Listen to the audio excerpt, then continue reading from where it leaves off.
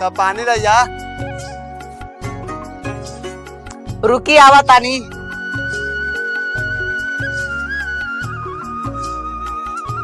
ए जी गेलली काम लागी तो काम के कथी होए? गेल तो रहली है काम पर, लेकिन कामो ना मिलल है, समझ ला। साथ में सारा महंगाइयो बढ़ गया बा। आज घर में वो जवान बेटी बा पड़ल, ओकरो शादी ब्याह करे के बाद सब टेंशन बा। का बताई। अब मंगू भाई कहे तो अलग है कि आजकल गांव में जवान लड़का सब बहुत गलत सलत काम करेला। अपन बबी कहाँ बा? अब अभी तो घरिया बा, महंगाई वाई बढ़ गल बा, सबसे बड़का टेंशन हवे कि शादी करे के बा। बात तो सही है बाप। देखिए हम हमने के सहायता ऊपरे वाला करी। ठीक बा जाए। ठीक भैया। हाँ बुआ बोला। अच्छा ठीक बा। हाँ तब बैठे।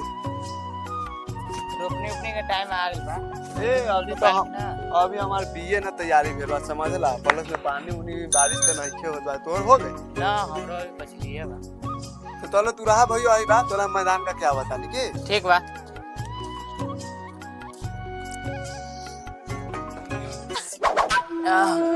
जमाल है।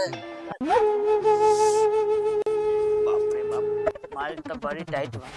का करूं भैया तो चलिए गेल मोर। हम जाए बा। वहीं से एहन माल के छोड़ हम तो बाद में बहुत पछताए। कुछ तो करना होगा।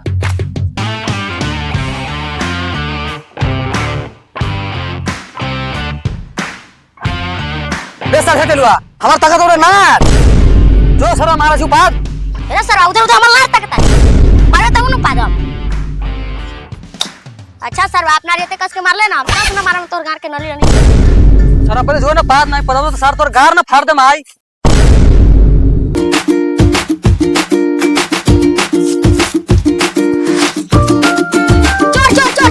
चोर चोर चोर ए साला चोर ना छे चोर। रे साला तू देख ले कि हम चोर बानी। रे सर पहले काला पर से हाथ हटा। देखा तारे चाची मारा मुंह पे तो जाके गिरबे तुमको। साला एगो तोरे बोले हो तू ढाल गुना टेकरा दे उतर तो पाद गो ने गाली। सर ये सर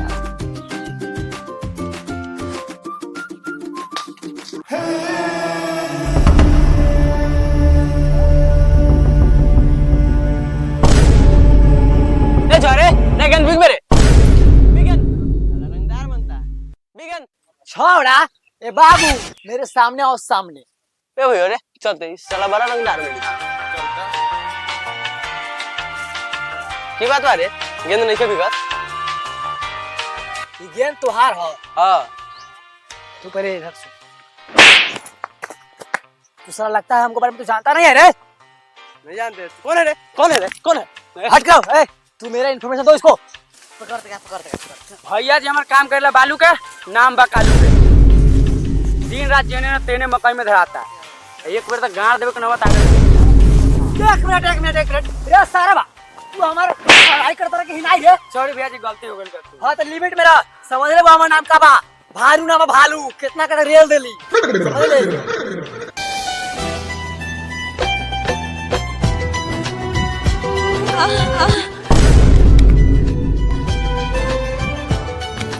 भैया जी उठी का हो रे?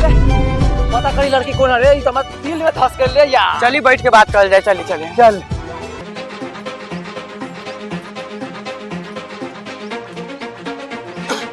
भैया जी का हो गइल? पानी लेके आए क्या? रे सर हमें पानी ना चाहिए, हमें रानी चाहिए। रानी पता कर सर उचिया के करा घर के हो। अगर हमरा के ना मिली तो हम मर जाए। भैया जी बड़ा जवानी मरम का है कर। रे सर बात तो हमारी स्थिति मजाक लगाता। वो हमार सपना के रानी आज रात के निकालम होकर पानी। पता कर जो। रुके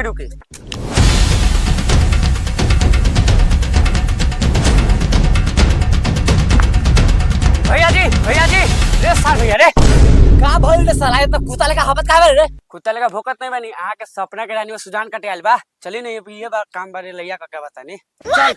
चल रे करनी मारम हिला के अब भागी चिल्ला के।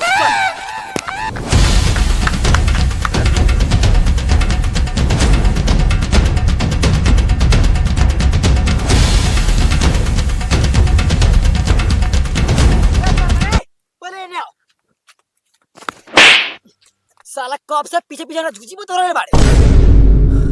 एने से एने तोरा बता रे माल का बा हमर माल पीछे हां। ए चली न माल वहां ना बा पूरा गोद रहल बा। चली चल चल मजा आ रही।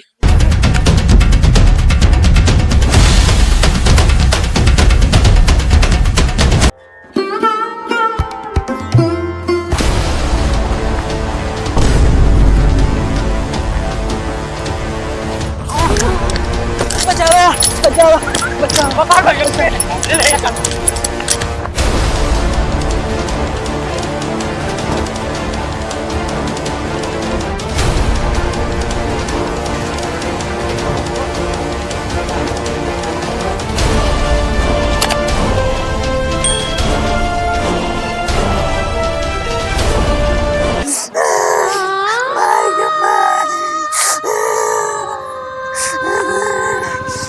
हो बाबू हो बाबू हो बाबू हो बाबू हो बाबू हो बाबू हो बाबू हो बाबू हो बाबू हो बाबू हो बाबू हाँ हाँ बोला तो सब की भेला चथड़वा के बेटा सजान काटे के लहली तो ओमे हमरा साथ चिरखानी के लेबा आ प्लस में ई सब फाड़ चीर दे सब दे लेबा हो बाबू हो बाबू अरे ठीक बा तू घर में जा हम आवत हैं पुलिस चौकी में सब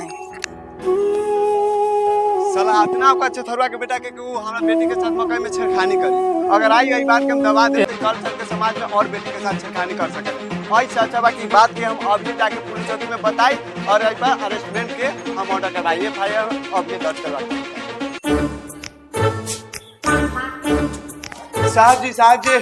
साहब जी ये गरीब वाला चार बाप वहाँ के पैर पड़ा साहब जी बोल बाप आज हमारे गांव के बोल रहे हैं कि हमारे बेटी के लड़क सुजान लावे वहाँ पर उस दिन हमारा बेटी के साथ बहुत बड़ा अन्याय कर रखा है साथ में हमारे बेटी के बलात्कार करके पूरा कपड़ा सा फाड़ दे रखा साहब जी हम आज से न्याय मांगे छी साहब जी आके न्याय मिल जाए उस सर्वा कहीं भी होई अही बंदूक से कोई इनकाउंटर होई टेंशन मत लो साहब जी हम अपन इज्जत अहाँ के साथ पैर पे रखता नहीं साहब जी चलिए, काहे कि हमरा पुलिस प्रशासन पर से एकदम विश्वास उठ गइल बा ना ना ऐसा कोई बात ना बा चलिए अभी चलिए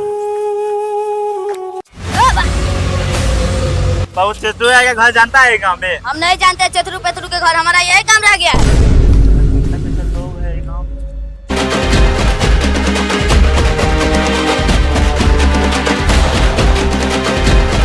के बेटा के जानते हैं आप का वो सिगरेट पियतिया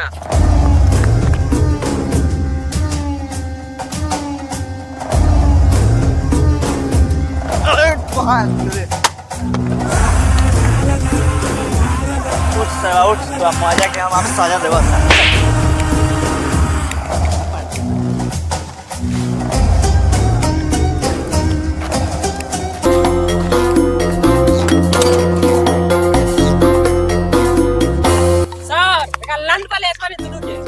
ए सर लंड पर थोड़ी ले ये सब सब जेल में धर के जेल में हां इस सर दोनों का पाप अपने दे पल्ले तबन का बात सही बात ऐसे निमन सभा के हैंड काउंटर कर दे करी ना कहिए दे अभी